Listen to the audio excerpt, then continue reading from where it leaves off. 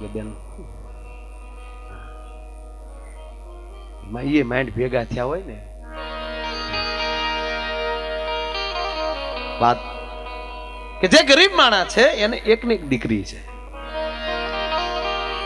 સમય જાતા ઘટના એવી ઘટે કે દીકરીનો જ્યાં સંબંધ કરેલો એ લોકો એ વિવાહ પક્ષ આ દીકરીના લગ્ન સમજવા માટે આવે. આ માણસ એને બેસાડે છે, પાણી પાય, ચા પાય, રોટલા ખવડાવે બપોરે, અને પછી પાઘડી ઉતારીને એટલું કીધું, બાપા એક વર્ષ ખમી જાવ ને મારે મારી દીકરીનો થોડોક ડાયજો કરવો છે. હમાવાળા કહે છે કે તમે કયો અમે તમને ટેકો આપીએ કે નહીં, મારા બાપ દીકરીનો રૂપિયો લઉં તો મને ગાયનું લોહી પીધું પ્રમાણે કહેવાય, મારા દીકરીનો પૈસો લેવાય. ઘણા એવા છે પૈસા નથી લેતા, ટેકા તરીકે લઈ લે. ઈ થયું હમાવાળાના મોઢામાં લઈ શબ્દ નીકળ્યો કે તમે જે કહો અમે ખાલી ટેકો આપીએ, અમે કોઈને નહીં કહીએ કે અમે એને એટલા આપ્યા. રસોડામાં સમજી લેવું કે નહીં, મારી દીકરીનો પૈસો લાવ તો મને નરકમાં રહેનારા માણસો એમ કે તે દીકરીનો પૈસો લીધો છે, નરકમાં એમને તારે આભળસેટ લાગે છે. પૈસો લઈ લો પણ એક વર્ષ ખમી જાઓ તો થોડીક તૈયારી કરી લો.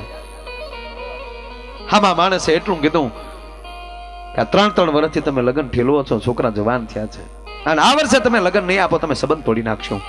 ફરીવાર માણા રોઈ પડ્યો, બાપા સંબંધ ન તોડતા. ગોર બાપાને બોલાવી ટૂંકમાં દીકરીના લગ્ન લખી દીધા.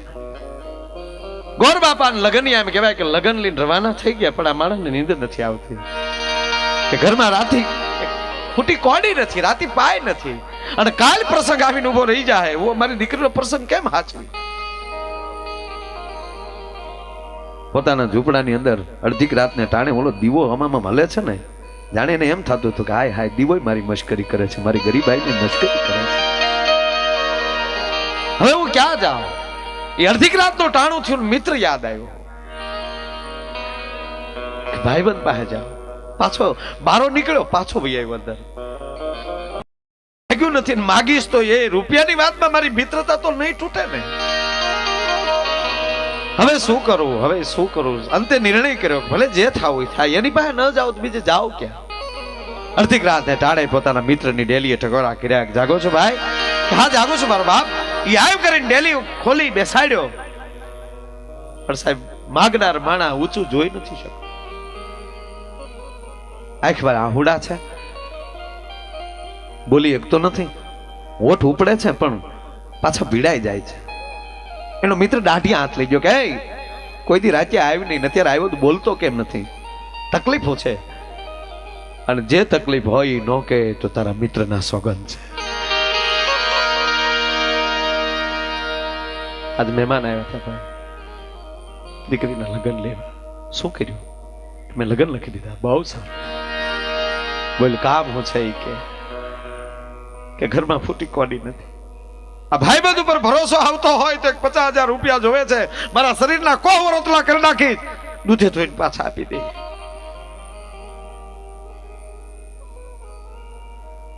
એક 50,000 રૂપિયામાં તું મને આવું કે છો? માણસે હાથ કર્યો ને ઘરવાળીને, જાગો છો કે? હા જાગો છો. કે ઝટ કરો, 50,000 રૂપિયા લેતા આવો. એ 50,000 રૂપિયા પોતાની પસેડીના શેડે બાંધીને એના મિત્રને દીધા કે લે દોસ, તારી પાસે ફેર થાય દે તો તને મુબારક. બાકી હું એમ માની મેં મારી દીકરીનો દાયજો કર્યો, અને કોઈને કહું કે મેં મારા મિત્રને પૈસા આપ્યા હતા તો મને બ્રહ્મત્યાનું પાપ છે. હું કોઈને નહીં કહું, અને હજી જરૂર પડે અને પાછો ન લઈ જા તોય તારા મિત્રના સોગંદ છે. એક 50,000 રૂપિયામાં આવું હાલ હાલ હાલ મારો બાપ 50,000 રૂપિયા લઈને બાપુ માણા હાલતો થયો. ડેલી બંધ થઈ,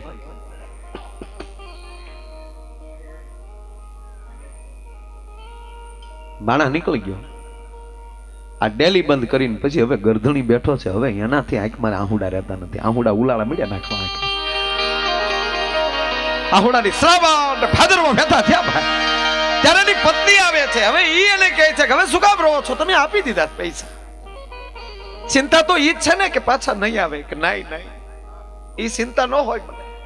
કે તો રોવાનું કારણ એટલું રોજ ભેળા રહેતા હતા, મારા મિત્રની પરિસ્થિતિ હું ન ઓળખી શક્યો. અમે રોજ ભેળા રહેતા હતા અને મારા મિત્રની પરિસ્થિતિઓને ઓળખી શક્યો. મારે સામે હાલીને દેવા જોવે એને બદલે મારા ઘરે એને નાનું થવા આવવું પડ્યું. આજ મને એ વાતનું આહુડો છે. આનું નામ વીરડો છે.